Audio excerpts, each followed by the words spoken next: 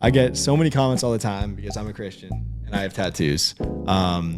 Even like I'll post like a Bible verse video and someone will DM me, did you see in Leviticus it says you can't get tattoos? How are you gonna get salvation through Jesus if you have tattoos? And I feel like there's a lot of my followers that do have tattoos, and I just wanted your guys' thoughts on tattoos as a Christian. Unless a command or law is repeated in the New Testament, it is not prescriptive. So it's not telling you can or can't do something.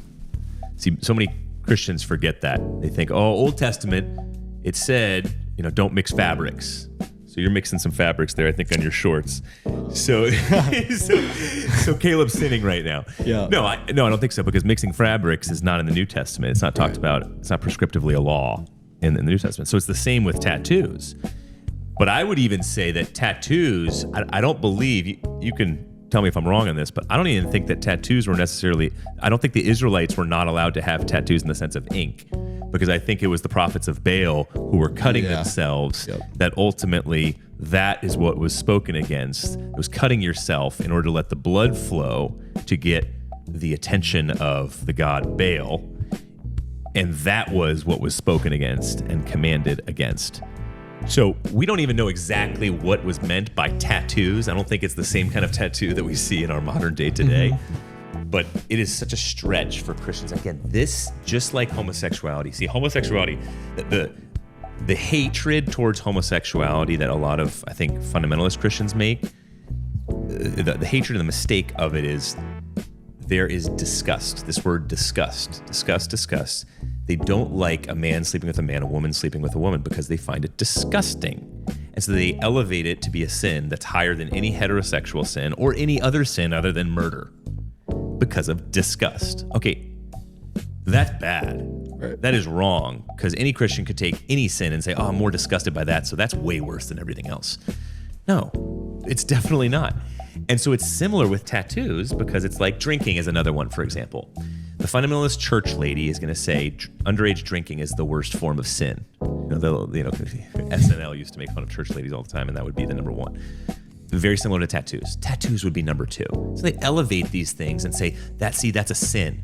But they don't even have biblical basis for saying tattoos are a sin. Right. They'll just say it shows kind of a punk nature, is what they'll say. Mm-hmm. And so they'll try and make it a sin. So there's no biblical basis for a lot of these things. And even when there is biblical basis for some sins, they elevate. Fundamentalist Christians, and when I say fundamentalist, what I mean is fundamentalist, that used to be a good term, which was against theological liberalism. Theological liberalism was stripping the historical evidence behind, say, the cross out of the Bible. And fundamentalism was there to confront liberal theology. But then it got poisoned, to the point of what we were talking about earlier, with some of these private Christian colleges, which is, I'm just going to judge people for how they do, how they do what they do, and they're not Christian.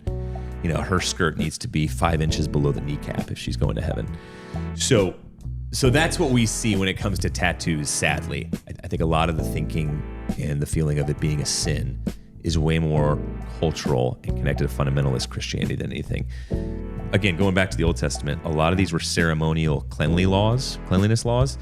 And so anytime you see things against pork at certain times, or anything of that nature, even mixed clothing, that was actually for the purpose of keeping somebody clean.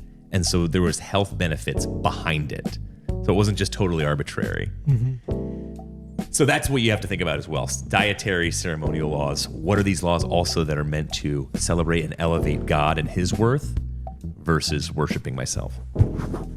Definitely. And I think that's where it comes back to the context being so important, because I've made videos talking about, I think it's Leviticus 29 something, and they'll tell you, do not mark your bodies, but they won't talk about the shaving of your head, the 2 cloths, and the blood in the meat, 2 lines before it, directly talking to those people of that were worshiping Baal at the time. So maybe some of you guys will cut me a little bit of slack for my family and faith tattoos, but